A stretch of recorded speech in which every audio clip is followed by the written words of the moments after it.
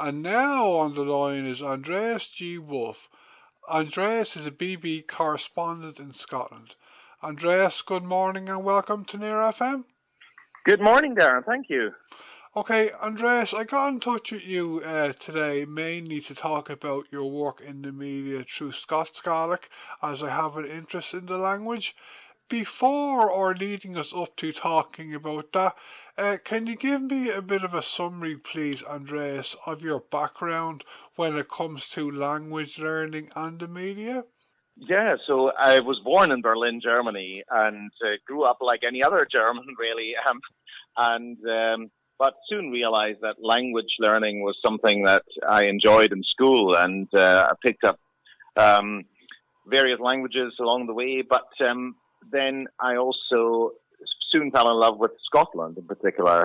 Went there on holiday with my parents and found out about Scottish Gaelic, and I really liked being in the West Highlands and Islands, and that's how I picked up more and more Gaelic. But it wasn't until after university in Germany that I really, because I wasn't too well health-wise at the time, and I decided I wanted to take a couple of months out and do something quiet and good for the soul. And that's how I then settled on Skye. Initially, as I say, for 2 months. There's a college for the Gaelic language in Skye, and I started the course there. But these 2 months soon turned into 4 years, and I did a full degree course in Scottish Gaelic, which also had one module of Irish Gaelic, and that's how I also started to pick up some words, couple of focal Gaelic. Okay, I was looking at your website yesterday, and am I right in saying you speak loads of different languages, or do you just have a kind of like understanding of a lot of them, or what's the story like? Yeah, so I would say I have had conversations in 12 languages. That doesn't mean I could have conversations in all 12 of them today. You know, some of them have got a bit rusty if you don't use them all the time, and it's difficult to keep up a dozen languages all the time. But I try to, yeah. So I try to do languages just because I enjoy them so much. Okay, and okay, you spent time on the Western Isles a long time ago, and now you work, Andreas, as a correspondent for the BBC, do you, in Scotland? That's right, yeah. So when I finished my course at the college, that was just about the time when BBC Alba, the Scottish Gaelic TV channel, started, and they were looking for more staff. And I started there in the news department. And so I'm now what they call a video journalist, which basically is a journalist who also operates the camera. And so I go out and film reports and then broadcast them on both TV and radio.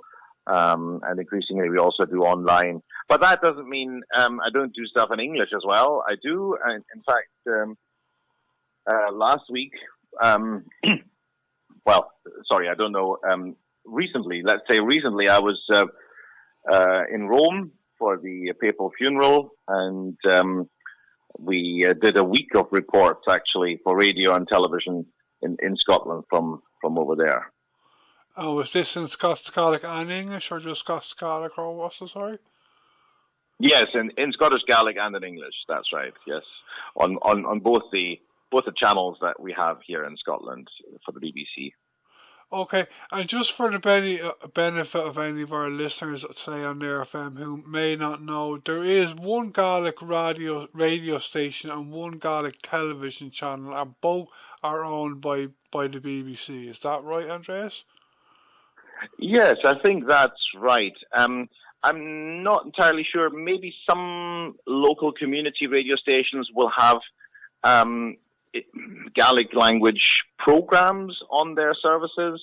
I'm not too familiar with them, but we are certainly the only channels that operate entirely in the Gaelic language, yes.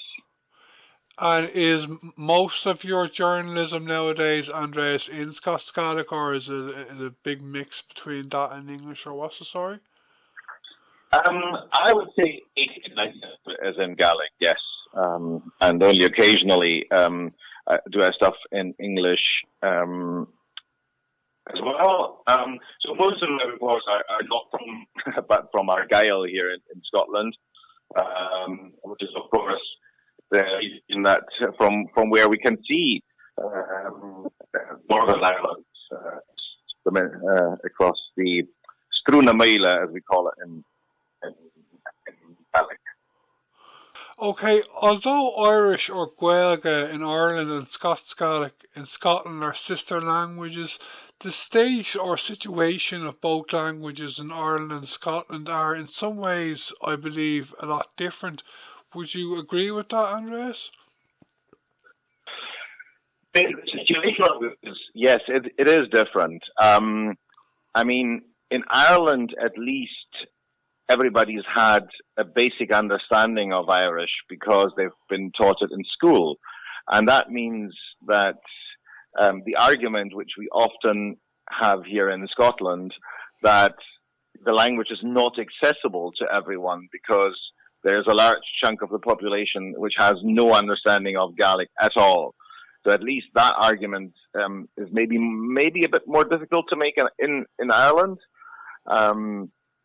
But that said, you know, there are really good initiatives here in Scotland as well. So I would say the language is alive and kicking. That said, so it is a rather complicated picture. That said, the language is very much on the up in Glasgow, for example, in the big city, but it's still in decline in the traditional Gaelic-speaking communities. For example, in the Western Isles, where the recent census figures from the last census were showing that for the first time ever, Gaelic was a minority language, even in the Western Isles. It dropped below 50%. So that certainly is very worrying. But then again, as I say, you know, in Glasgow, for example, they've just they're in the process of or have already opened the fourth Gaelic primary school. So it is growing down there, but it may soon well be a language of networks rather than of communities, and I think that is a worrying trend.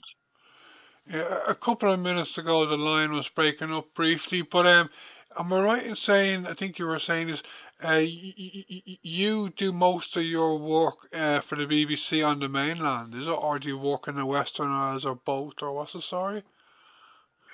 I work in Argyll, and Argyll is a county that is that has the largest number of inhabited islands in Scotland. And so while my office is based in Oban, which is Scotland's biggest ferry port, I often go to the islands. In fact, I'm away to Tiree this week, which is the island where with the strongest Gaelic presence within Argyll. But I don't go out to the Outer Hebrides very often because we have other colleagues who are based out there. There is a languages bill making its way through the Scottish Parliament at the moment. With this legislation, Andreas, and some other developments with Gaelic, like in the media and social media, like, do you think, well, I think you've already answered this, but do you think that Gaelic in some ways might have a brighter future in some ways over the next 10 years than it might have had in the past? Like, I'm thinking of like the media and social media. Yeah, I mean, Gaelic is certainly very much alive in the media and on social media. I think the big question is, will it remain a community language?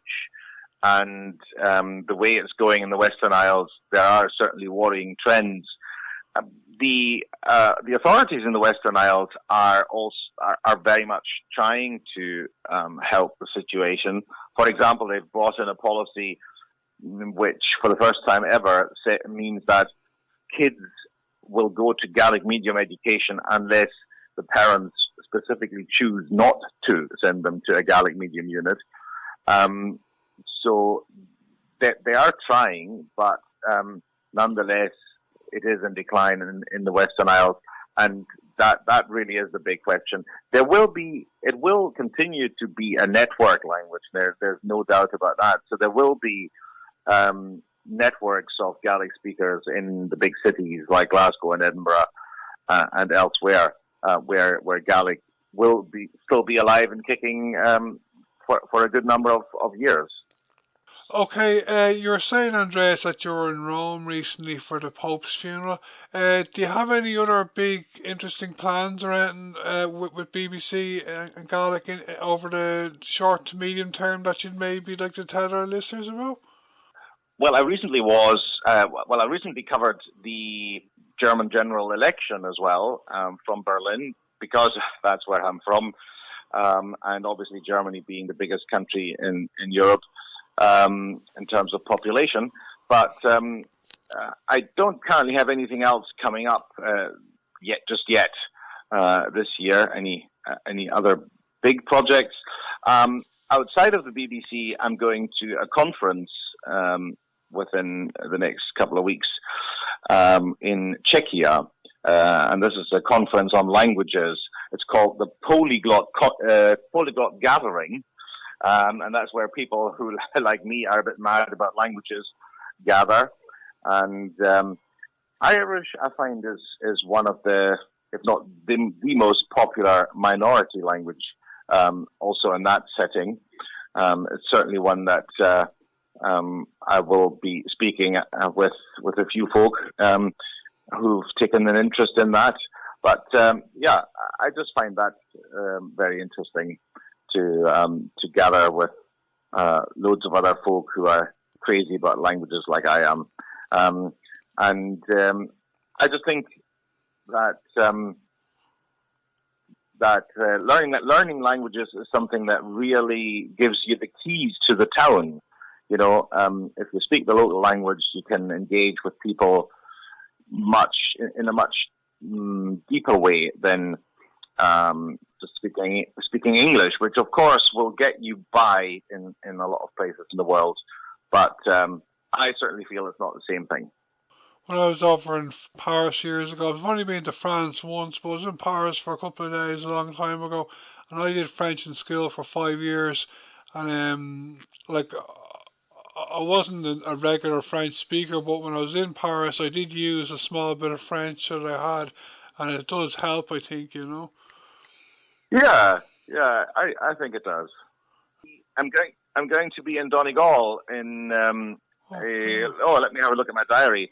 At the end of July, I'm going to be running a course in Scottish Gaelic at Andreas G. I'm not sure if you know that. Yeah, I know. Sure, that's great. Yeah, you're going to Gaidhlig. Yeah, I'm aware. Gaidhlig is in Glencolmkill, which is kind of like it's not a strong Gaeltacht area, but it used to be a strong Gaeltacht area. But I heard, I've never been there, but it's a very rural area. I think it's a very quiet area, but it does get a lot of visitors with Gaidhlig, you know. As I said to you, it wouldn't be as strong as some other parts of Donegal for speaking Irish. But it does. I think the Scale Centre there is fairly busy, at least during the summer. You know, have you ever been there before? Yes, I've been several times, both to learn Irish and also to teach Gaelic. In the past, I've done a long weekend of Scottish Gaelic on a couple of occasions, but this year, at the end of July, I'm going to be there for a week teaching Scottish Gaelic. It's part of another program, so it's not an exclusively Scottish Gaelic program, but it's part of a cultural week or something, I think. And we're going to have Gaelic classes every afternoon during the last week of July. And I'm very much looking forward to it.